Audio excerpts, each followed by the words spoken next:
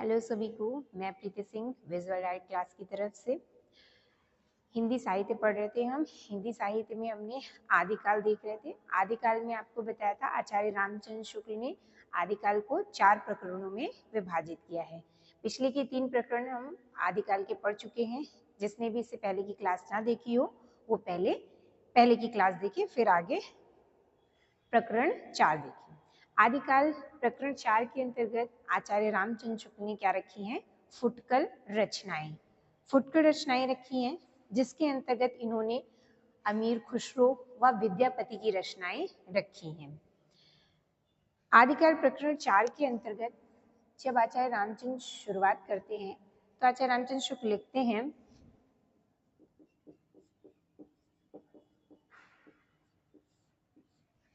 जैसे पुराना चावल ही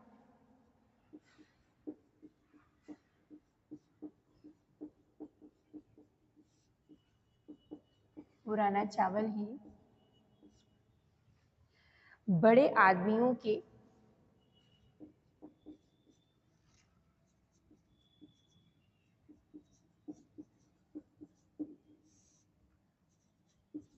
आदमियों के खाने योग्य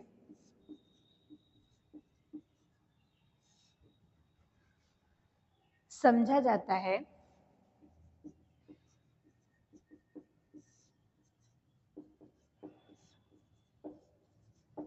वैसे ही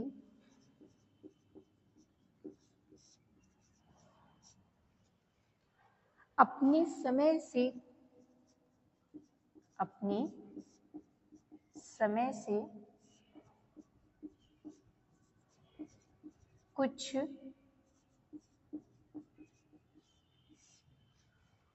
पुरानी पड़ी परंपरा के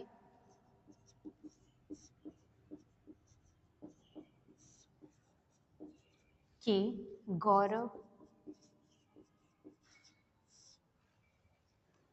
से युक्त भाषा ही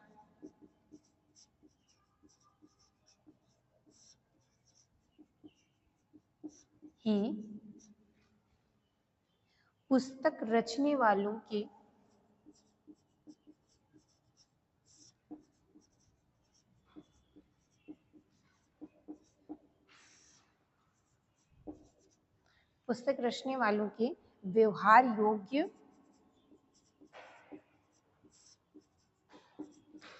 योग्य समझी जाती है।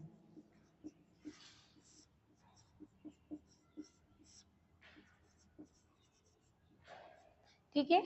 आचार्य रामचंद्र शुक्ल लिखते हैं, जब प्रकरण 4 की वो शुरुआत करते हैं, शुरुआत में ही उन्होंने कहा है कि जैसे पुराना चावल ही बड़े आदमियों के खाने योग्य समझा जाता है, वैसे ही अपने समय से कुछ पुरानी पड़ी परंपरा के गौरव से युक्त भाषा ही पुस्तक रचने वालों के व्यवहार योग्य समझी जाती है। यहाँ पे इन्होंने भाषा के बारे में बताया है कि जो आपकी कुछ पहले से पड़ी हुई परंपरा की जो भाषा रहती है, कि यानी कि जो अमीर खुसरो या विद्यापति ने जो भाषा का प्रयोग किया है, उन भाषा को उन्होंने पूर्व से लिया है, जो आपकी पुरानी पीढ़ी की परंपरा में प्रयोग हुई है, वही आपकी युक्त भाषा ही पुस्तक रचने वालों के व्यवहार योग्य समझी जाती है।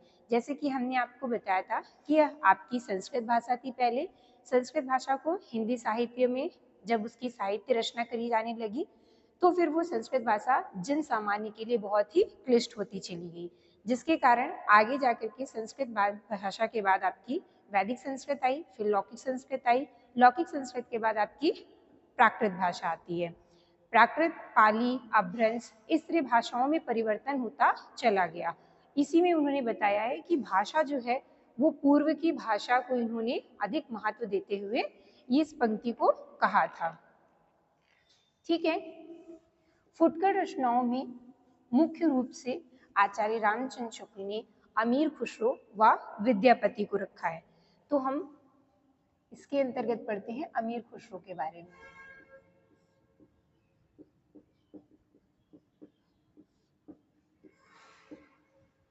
अमीर खुसरो का जो समय है वो आचार्य रामचंद्र शुक्ल ने 1283 ईस्वी से 1332 ईस्वी तक माना है। किसने? आचार्य शुक्ल ने।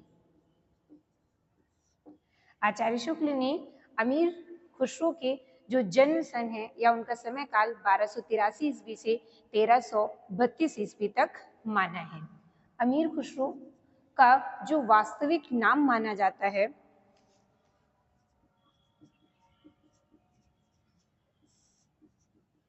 वो कहा जाता है अबुल हसन। अबुल हसन। अमीर खुसरो का नाम क्या था? अबुल हसन। अमीर खुसरो का ये नाम भी आपसे पूछा जाता है कि अबुल हसन किसके नाम में आता है।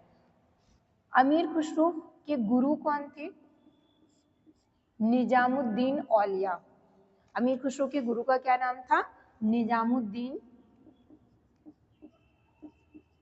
औलिया।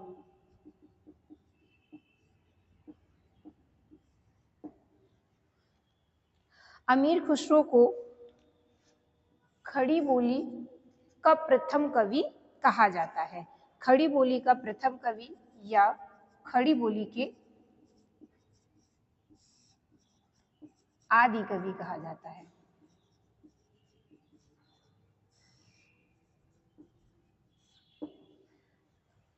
ठीक है, खड़ी बोली के आदि कवि, क्योंकि अमीर खुसरो ने ही खड़ी बोली भाषा का प्रयोग करके पहेलियां, मुकरियां, इन सब का प्रयोग किया था। अमीर खुसरो ने अपने समय काल के अंतर्गत 1283 से 1332 ईस्वी जो इनका समय काल था, इसके अंतर्गत अमीर खुसरो ने दिल्ली के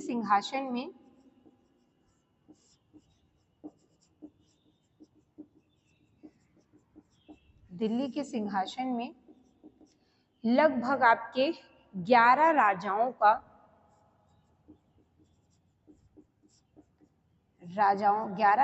का आरोहण देखा है।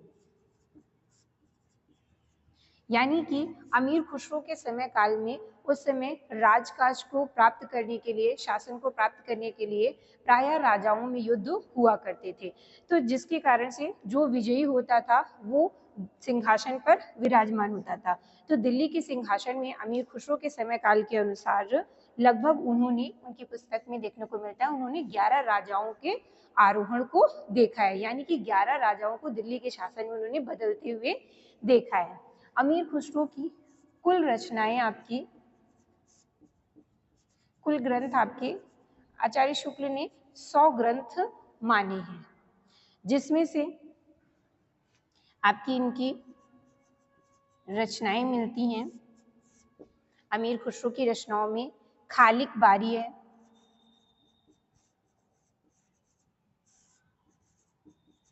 खालिक बारी, पहेलियां,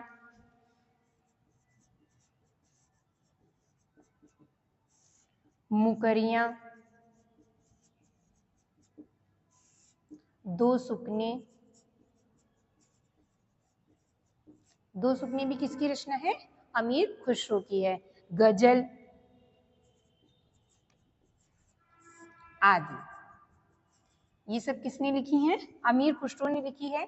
खालिक बारी, पहेलियां, मुकरियां, दो सुकने, गजल आदि, ये सब जो है अमीर खुसरो के लिखे और कुल उनके लगभग आपको 100 ग्रंथ देखने को मिलते हैं, जिसमें से ये मुख्य आपके ग्रंथ हैं।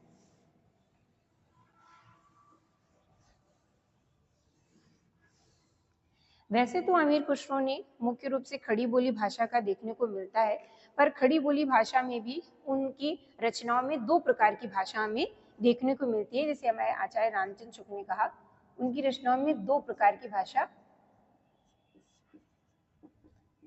देखने को मिलती है, जिसमें से आपकी पहली भाषा जो है वो पहेली, जिसमें उन्होंने पहेलियां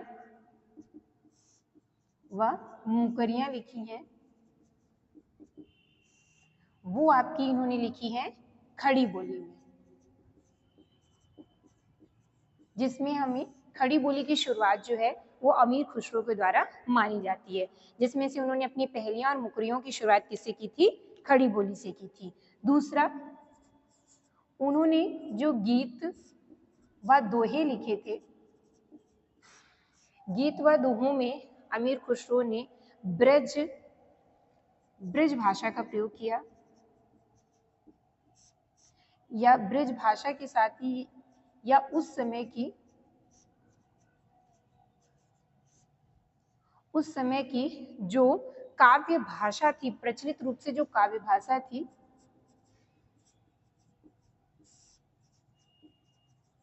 उसका प्रयोग किया।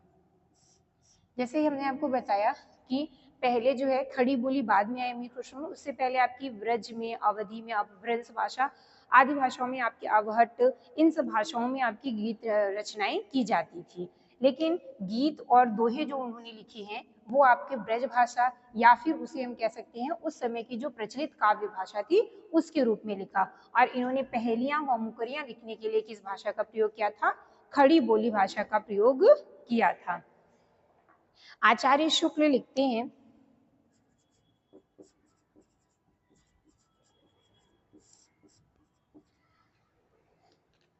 कबीर की अपेक्षा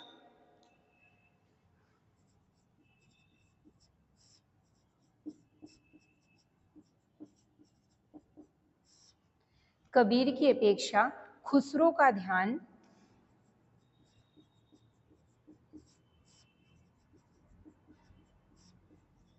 बोलचाल की भाषा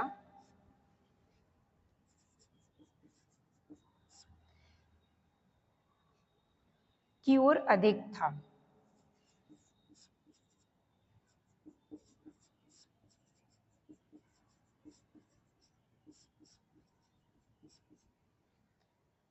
खुसरो का लक्ष्य जनता का मनोरंजन था। खुसरो का लक्ष्य जनता का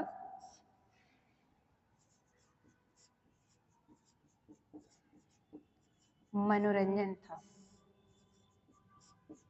वह उसी के आगे आचार्य शुक्ल लिखते हैं, पर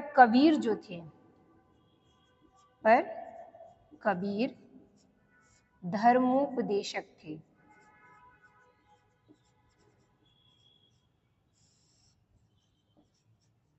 ठीक है, ये आचार्य शुक्ल लिखते हैं कबीर के बारे में भी और ये अमीर खुसरो के बारे में भी। आपसे इस तरह क्वेश्चन बनता है कि अमीर खुसरो के बारे में 5-4 पंक्तियां दे दिया जाएगा, पूछेगा कि अमीर खुसरो के बारे में इनमें से कौन कौन सी पंक्ति सही है। तो आचार्य शुक्ल ने आपको ये भी बताया है कि जो कबीर हैं, कबीर की अपेक्षा खुसरो जो थे, अमीर खुसरो, उनका जो ध्यान है वो बोलचाल की भाषा की ओर अधिक था। बोलचाल की भाषा की ओर अधिक था, क्यों? क्योंकि कबीर की अपेक्षा इन्होंने कहा है, कबीर जब हम आपको आगे पढ़ाएंगे तो कबीर ने सुदुक्कड़ी भाषा का प्रयोग किया है, जिसमें से कबीर ने किसी एक भाषा को न लेकर के बहुत सारी भाषाओं का मेल उनकी रचनाओं में देखने को मिलता है। लेकिन अमीर खुसरो ने जो ध्यान है उन्होंने बोलचाल की भाषा में दिया है, क्योंकि उस समय उन्होंने बोलचाल की जो सामान्य भाषा खड़ी बोली दिख रही थी उन्हें, उस भाषा में उन्होंने रचना अधिक की है। और खुसरो का लक्ष्य जो था वो जनता का मनोरंजन था।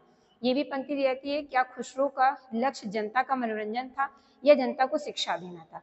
तो शिक्षा भी उन्होंने दी है, लेकिन कबीर का ज्यादा लक्ष्य था कि जनता को जागृत करना, लेकिन अमीर खुसरो का जो लक्ष्य था वो जनता का मनोरंजन था।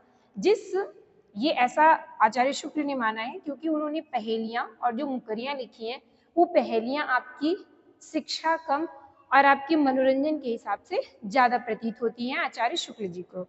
और उन्होंने बताया कि कबीर जो थे वो क्या थे? धर्मोपदेशक थे।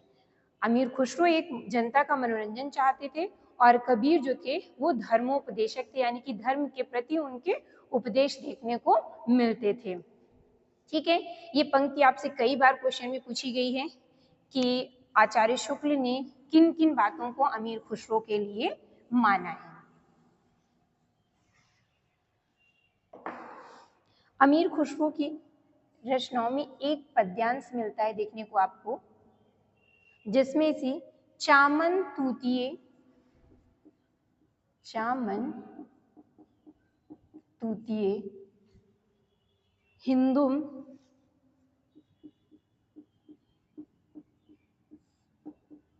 और अर-रास्तपुरी।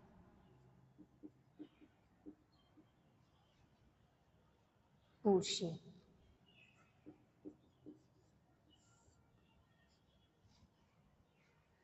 जे मन हिंदुई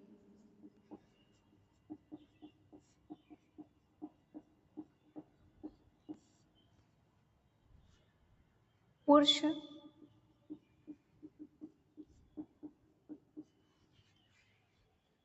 ता नाज गोयम।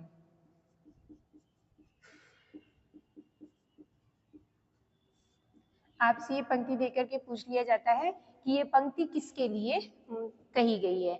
तो अमीर खुसरो ने क्या कहा है, चामन तूतीय हिंदू अर रास्त पुरुषी जे मन हिंदोय पुरुष ता नाज गोयम। इसमें अमीर खुसरो कहते हैं कि मैं हिंदुस्तान की तूती हूँ। इसी से तूतीय हिंदू जो है, तो अमीर खुसरो को तूतीय हिंदी की उपाधि भी किसने दी थी, अलाउद्दीन खिलजी ने दी थी। जिसमें से अमीर खुसरो इस पंक्ति के द्वारा कहते हैं, इसका हिंदी में अर्थ ये होगा कि मैं हिंदुस्तान की तूती हूँ, अगर तुम वास्तव में मुझसे कुछ पूछना चाहते हो तो हिंदवी में पूछो, जिसमें कि मैं कुछ अद्भुत बातें बता सकूंगा। उन्होंने इससे पहले के जो आपके आचार्य रहे हैं या इतिहासकार हैं, उन्होंने उर्दू इतिहासकारों को, जैसे आपके सिद्ध साहित्य में हुए और आपके जैन साहित्य में हुए, तो कुछ जैन आचार्य, सिद्धाचार्य, इन सब के बारे में बताया है। तो उनमें भाषा जो है उन्होंने अपभ्रंश भाषा का प्रयोग किया है, लेकिन यहाँ पे अमीर खुसरो ने हिंदी के लिए जो है वो हिंदुई शब्द का प्रयोग किया था। ये भी आपसे क्वेश्चन बनता है कि अमीर खुसरो ने हिंदी के लिए हिंदुई शब्द का प्रयोग किया था, मतलब हिंदुई शब्द या हिंदवी, हिंदुई के साथ हिंदवी शब्द भी आपको मिलता है। ये दोनों शब्द का प्रयोग किसने किया है, अमीर खुसरो ने किया है।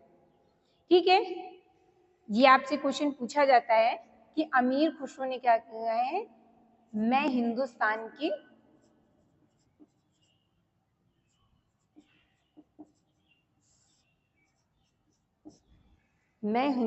की तूती हूं।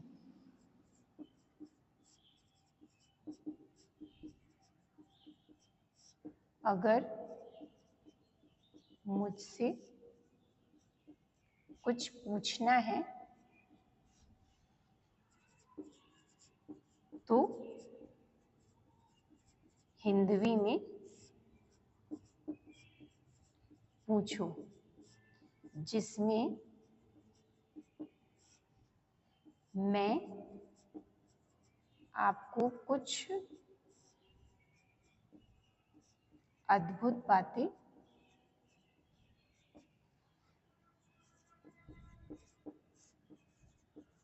बता सकूं। ठीक है, अमीर खुसरो ने ये कहा था कि मैं हिंदुस्तान की तूती हूँ, अगर मुझसे तुम्हें कुछ पूछना है तो वो हिंदवी में पूछो, जिससे कि मैं तुम्हें हिंदी भाषा में आपको कुछ अद्भुत बातें बता सकूं। जैसे कि आप लोग कहीं जाते हैं तो इंग्लिश भाषा का हम प्रयोग करते हैं, तो लोग ये मानते हैं कि हमें हिंदी भाषा आती है, सामने वाले को इंग्लिश भाषा आती है, अंग्रेजी भाषा आती है, तो वो अंग्रेजी भाषा को ज़्यादा महत्व देते हैं। तो वो ये क्या सोचते हैं कि हमें हिंदी आती है तो जिसको हिंदी आती है वो शांत रहता है उस जगह, वो सोचता है कि यहाँ पे हम कैसे बोले। तो आप वहाँ पे, जैसे अमीर खुसरो ने भी सीधे सीधे ये कहा था कि आपको जो कुछ पूछना है वो हमसे हिंदी में पूछिए, तो हम आपको बहुत सारी अद्भुत बातें बता सकेंगे।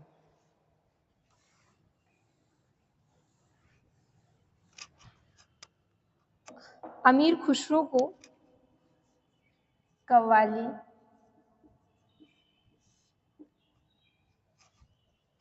तराना गायन,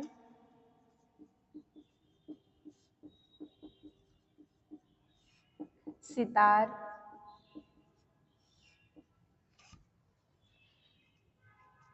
सितार वाद्य यंत्र, इन सभी का जन्मदाता माना जाता है। ये भी पंक्ति आपसे देखनी पूछी जाती है, इससे 4 पंक्तियां दी जाती हैं, तो उसमें आपसे पूछ लिया जाता है क्या अमीर खुसरो की जैसे विशेषता में अमीर खुसरो ने कव्वाली, तराना गायन, सितार वाद्य यंत्र का जन्मदाता माना जाता है या नहीं। तो ये आपको बताना पड़ेगा कि सही है या गलत। तो अमीर खुसरो के बारे में ये पंक्ति सही मानी जाती है। इसके अलावा अमीर खुसरो की कुछ उपाधियां हैं, जो कि पहली उपाधि तो है आपसे जो सबसे ज्यादा बार पूछी जाती है, तूतीय हिंद। तूतीय हिंद, तूतीय हिंद की उपाधि अमीर खुसरो को किसने दी थी? अलाउद्दीन खिलजी ने दी थी।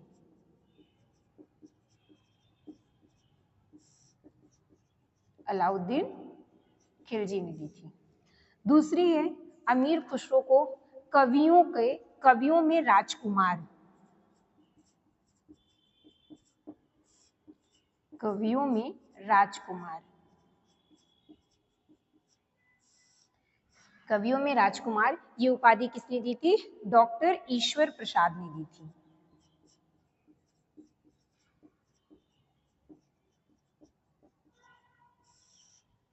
ठीक है।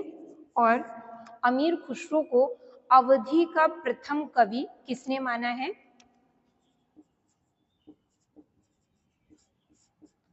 अवधि का प्रथम कवि किसने माना है? डॉक्टर राम कुमार वर्मा ने माना है।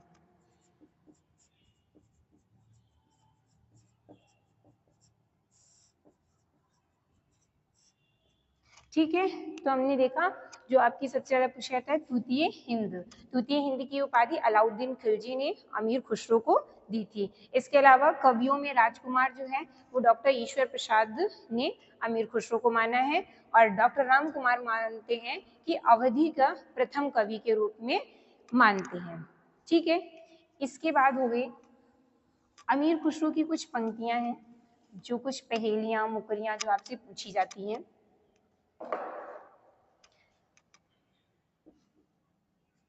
पहले आपकी पहेलियां देखते हैं।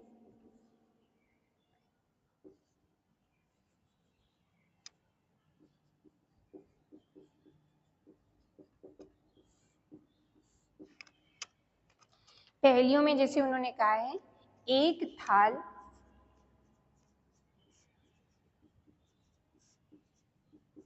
मोती से भरा, सबके सिर पर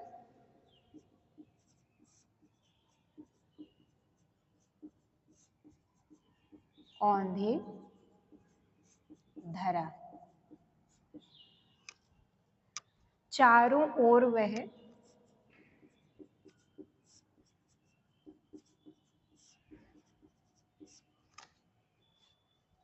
थाली फिरे,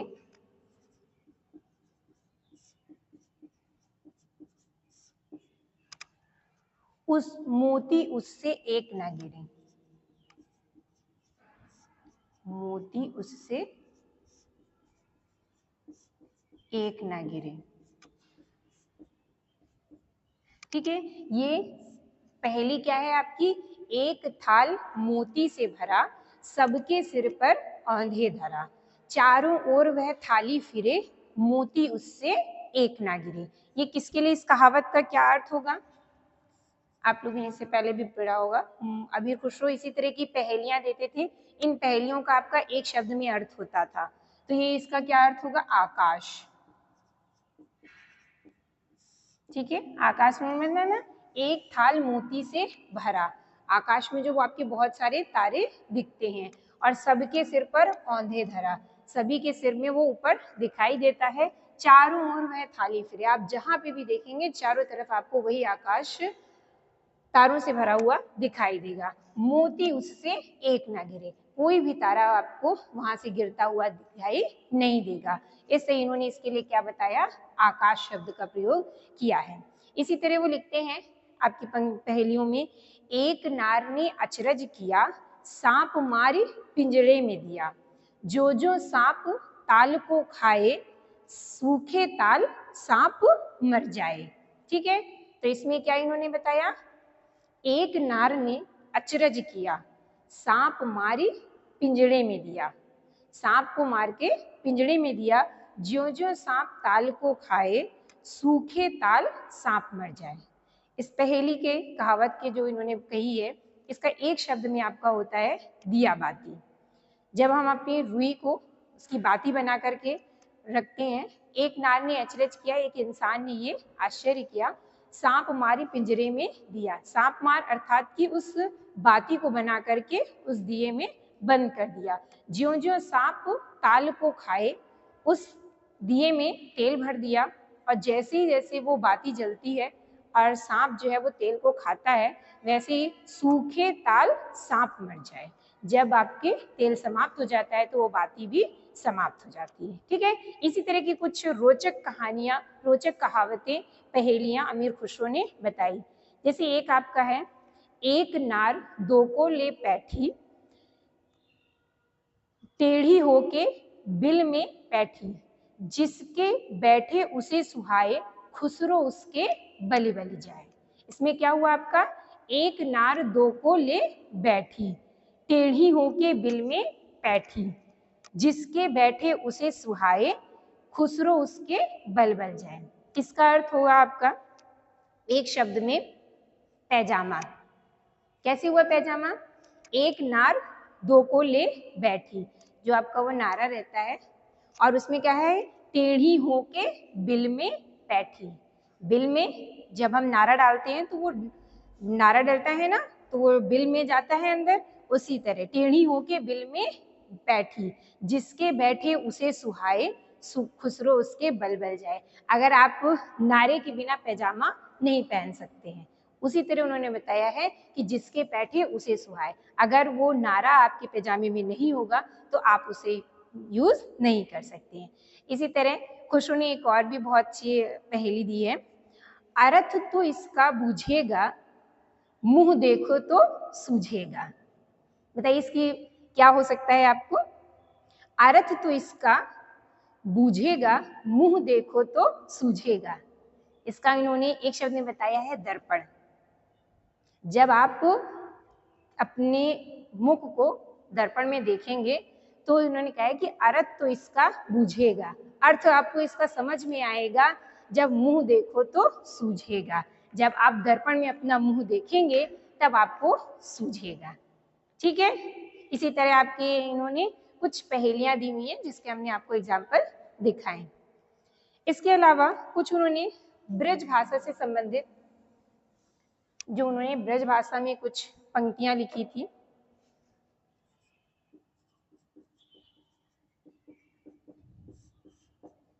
पंक्ति देकर के आपसे भी पूछ लिया जाता है कि अमीर खुसरो ने इसमें किस भाषा का प्रयोग किया है। पहली है, चूक भई कुछ बासो ऐसी, देश छोड़ भया परदेसी।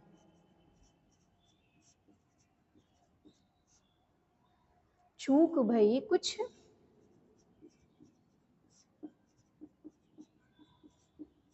बासो ऐसी, देश छोड़ भया परदेसी। ठीक है, ये आपकी ब्रज भाषा में इन्होंने लिखी है अमीर खुसरो की। ये गीत भी इन्होंने अमीर खुसरो ने लिखे हैं, चूक भई कुछ बासो ऐसी, दो देश छोड़ भया परदेसी। एक इन्होंने लिखा है, एक नार पिया को भानी, एक नार पिया को भानी, तन बाको सगरा ज्यों पानी। तन बाको सगरा ज्यों पानी। ठीक है, ये पंक्तियां अमीर खुसरो ने लिखी है। तीसरे इनके ब्रज भाषा में पूछी जाती है, चाम मास बाके नहीं नेक, हाड़ हाड़ में बाके छेद। चाम मास बाके नहीं नेक,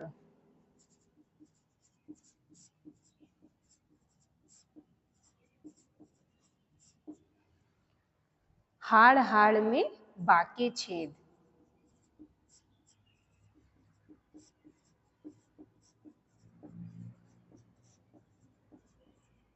ठीक, ये आपकी कुछ पंक्तियां हैं अमीर खुसरो ने ब्रज भाषा में लिखी हैं। चूक भई कुछ बासो ऐसी देश छोड़ भया परदेशी। हम अमीर खुसरो की पंक्तियां जो हैं वो हम गा करके भी याद कर सकते हैं। जैसे हैं, एक नार पिया को भानी तन बाको सगरा ज्यों पानी, चाम मास बाके नहीं नेक हाड़ माड़ बाके छेद। ठीक है, इसी में आपकी नेक्स्ट है जो उन्होंने दोहे लिखे थे। अमीर खुसरो के जो दोहे और गीत मिलते हैं वो आपको अभी आज के समय में देखने को मिल जाएंगे। दोहे व गीत आपसे पंक्ति देकर के पूछ लिया जाता है कि ये इनकी पहेली है या मुकरियां हैं या गीत है या दोहे हैं। ठीक है, तो दोहे और गीत के अंतर्गत रखा गया है। पहले जैसे उजल बरन अधीन, ये पंक्ति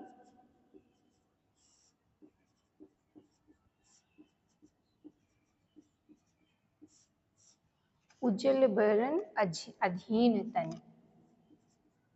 ठीक है, इसके आगे ये बहुत बड़ी पंक्ति है। आपको एक याद करने के हिसाब से अमीर खुसरो के जो दोहा है वो पंक्ति आपको इतनी याद कर लेनी है। इसी में आपका अगर पूछेगा तो इसकी शुरुआत की पंक्ति पूछता है उज्जल बरन अधीन तन। ये पंक्ति किसने लिखी है? तो अमीर खुसरो ने। देखत देखत में तो साधु है निपट पाप की खान। जैसे आप लोगों को इस समय महाकुंभ में बहुत सारे साधु संत देखने को मिलेंगे, तो उस पे भी अमीर खुसरो ने पहले से ही बहुत पहले से ही ये सब कह दिया है। देखन में तो साधु हैं लेकिन निपट पाप की खान, और वो उनके अंदर क्या है, पाप ही पाप भरा होगा, बस वो देखने में आपको साधु लगते हैं। ये पंक्ति किसकी है? अमीर खुसरो ने लिखी है।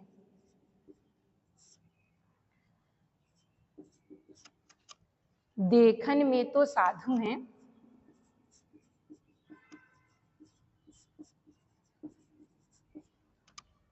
और निपट पाप की खान।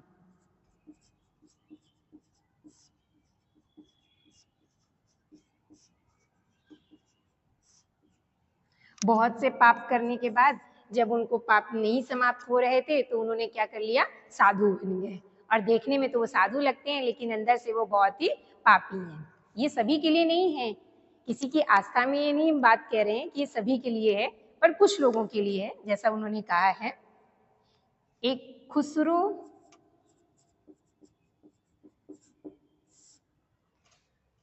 रैन सुहाग की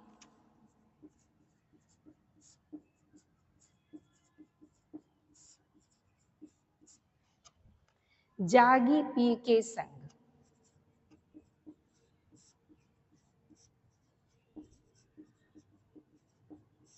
ठीक, ये भी आपके लिए एक गीत के ही जैसे है।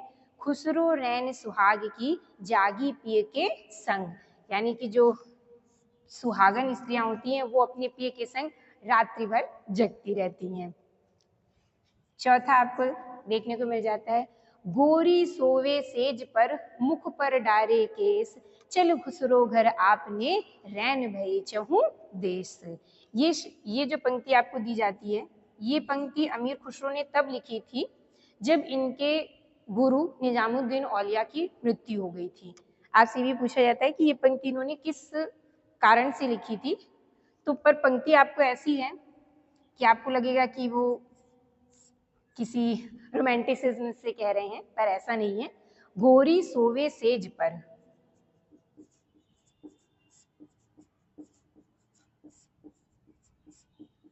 मुख पर डारे केस,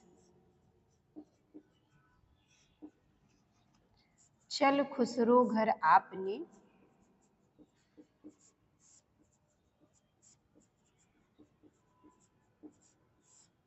रैन भई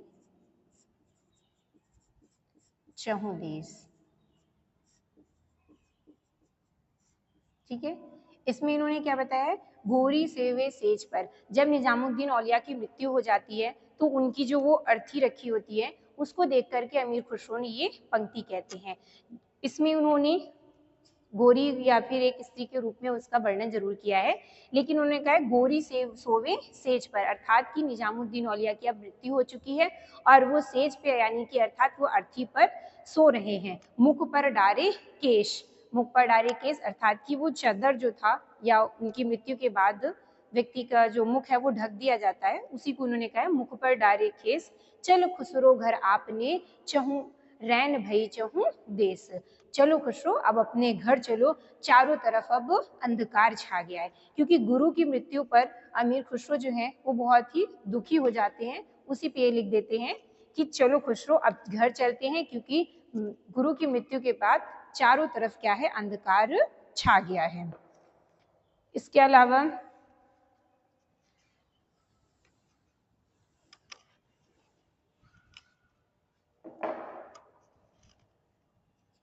आपकी नेक्स्ट पंक्ति में आती है मोरा जोवना नवेलरा भयो।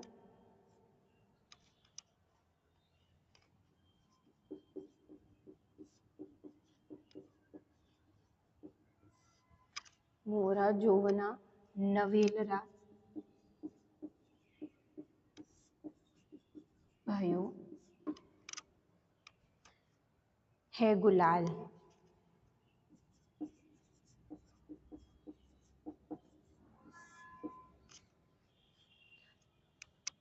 मोरा जोवना नवेलरा भयो है गुलाल। इस पे एक गीत भी बना है आगे जाकर के अमीर खुसरो पे, इस पे एक गीत भी आता है। नेक्स्ट आपकी आती है सूनी सेज डरावन लागे। सूनी सेज डरावन लागे, इसमें भी एक गीत है आपकी। ये अमीर खुसरो इसमें कहते हैं कि पिय के बिना जो सूनी सेज होती है वो कैसी लगती है, डराने के लिए, जैसे हमको उसमें डर लगता है। सूनी सेज डरावन लागे किसने कहा है, अमीर खुसरो ने कहा है। इस पे एक और लिखा है इन्होंने जे हाल मिस्की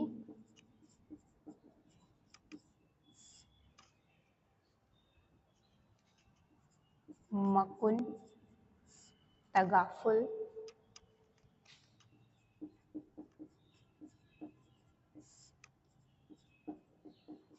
दुराए नैना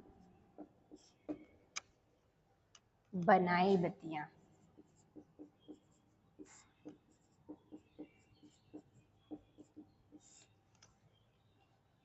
ठीक है, इस पे भी गीत बना है जो कि आपका अभी इसमें बहुत फेमस गीत चल रहा था बीच में, अभी ये बहुत चला है जे हाल मिस्की मुकुन तगाफुल दुराए नैना बनाए बतिया। इसकी शुरुआत की ये पंक्तियां ली गई हैं उस गीत में। ठीक है, पूरा गीत उससे नहीं मिलता है पर आपको ये मोस्टली ये जो पहली लाइन है ये गीत आपको अगर आप सर्च करेंगे अपने यूट्यूब में तो आपको ये गाना मिल जाएगा जे हाल मिस्की मुकुन तगाफुल दुराए नैना बनाए बतिया। ठीक है, ये हो गया हमारे अमीर खुसरो की कुछ दोहे पंक्तियां हमने आज पढ़ी। अब हम नेक्स्ट की क्लास में आपको विद्यापति के बारे में पढ़ेंगे।